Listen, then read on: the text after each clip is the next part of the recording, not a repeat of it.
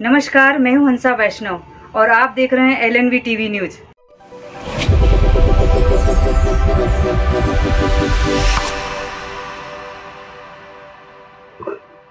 नमस्कार, स्वागत है आपका। मैं हूं डॉक्टर एलन वैष्णव। सोशल मीडिया के माध्यम से आम जनमानस की समस्याओं को सुनना, उसका निराकरण करना, शंका समाधान करना और इसके लिए लगातार दमोह के कलेक्टर सुधीर कुमार कोचर प्रयास करते देखे जाते हैं। आज ये फेसबुक लाइव के माध्यम से 6 माह तक के शिशुओं की देखभाल कैसे करना है, उनको गंभीर बीमारियों से कैसे बचाना है, अगर कोई समस्या है तो उस समस्या का निराकरण कैसे करना है, इसके लिए संयुक्त कलेक्ट्रेट भवन के सभा कक्ष में एक फेसबुक लाइव किया गया, जिसका शुभारंभ किया कलेक्टर सुधीर कुमार कोचर ने और फिर इस संवाद को, इस चर्चा को आगे बढ़ाया वरिष्ठ शिशु रोग विशेषज्ञ डॉक्टर जलज बजाज ने। उन्होंने संवाद किया उन सभी लोगों से जो फेसबुक के माध्यम से जुड़कर अपनी समस्याएं साझा कर रहे थे, वह समस्याओं का समाधान चाह रहे थे। उनकी समस्याओं को सुना गया और बारी बारी से उनका उत्तर दिया गया, निराकरण करने का प्रयास किया गया और बीच बीच में किस प्रकार हम शिशु की देखभाल कर सकते हैं, कितनी सुरक्षा आवश्यक है और क्यों आवश्यक है, हमें क्या करना चाहिए और कैसे करना चाहिए, इसके संबंध में डॉक्टर जलज बजाज ने विस्तृत जानकारी फेसबुक के माध्यम से आम जनमानस को दी। पहला दूध उसको माँ का ही मिले, उसके अलावा हम अन्य कुछ भी जैसे शहद, गुट्टी या किसी और तरह का दूध बच्चे को ना दें। ये हम माँ के प्रथम दूध को पहला टीकाकरण भी मानते हैं। उससे बच्चे की जीवन भर की इम्यूनिटी बनना चालू हो जाती है। जैसे ही वो पेट में गया, वो एक लेयर बनाता है पूरे पेट में और हाथों में, जो बच्चे को इम्यूनिटी प्रदान करता है। और अब फिर कोशिश करना है कि माँ और बच्चा हमेशा साथ में रहे। पहले बीच में प्रैक्टिस ऐसी हो गई थी माँ और बच्चे को अलग अलग रखने लगे थे, लेकिन अभी ऐसा है कि माँ और बच्चा एक ही पलंग पे होना चाहिए।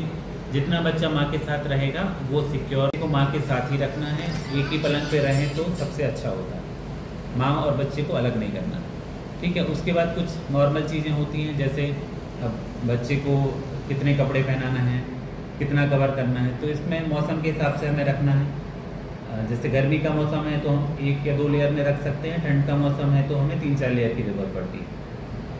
ऊपरी तौर पर माने तो जितना बड़ों को ज़रूरत पड़ती है उससे 1 लेयर ज़्यादा बच्चे को हमेशा ज़्यादा चाहिए। कभी हो सकता है कि 2 लेयर ज़्यादा चाहिए पड़े। जी, प्रश्न आया है। पहले तो आपका इस कार्यक्रम में बहुत बहुत स्वागत है। जी, आपका प्रश्न है कि 6 महीने के शिशु को माँ के दूध के अलावा और क्या आहार दे सकते हैं। तो ये बिल्कुल 0 to 6 मंथ का हमें बिल्कुल क्लियर रखना है कि 6 महीने तक बच्चे को माँ के दूध के अलावा कोई भी अन्य आहार नहीं देना है। इसको हम बोलते हैं एक्सक्लूसिव ब्रेस्ट फीडिंग, मतलब 6 माह तक सिर्फ और सिर्फ माँ का ही दूध मिले तो वो बच्चे के लिए सर्वोत्तम होता है। उससे बच्चे का फिजिकल, मेंटल, शारीरिक, मानसिक दोनों विकास अच्छा होता है। बच्चे की रोगों से लड़ने की क्षमता अच्छी होती है और उसका वेट, हाइट गेन, ग्रोथ सब अच्छी होती है। तो सिर्फ यदि कोई बीमारी हुई तो उस समय कुछ दवाइयों की बच्चे को और कुछ भी नहीं देना। आशा है आपका उत्तर प्राप्त हुआ होगा। जी, तो मैं नॉर्मल चीज़ें भी बता रहा था साथ साथ कि जैसे एक्सक्लूसिव ब्रेस्ट फीडिंग की बात हो गई, तो मतलब पहला दूध माँ का मिला और 6 माह तक सिर्फ माँ का दूध, और फिर 6 माह के बाद उतना ही जरूरी है कि हम बच्चे को ठोस आहार देना चालू करें। तो सोशल मीडिया के माध्यम से आम जनमानस की समस्याओं को सुनना, उनका निराकरण करने का एक अभिनव उद्योग प्रारंभ हुआ है। आज बच्चों की समस्या को लेकर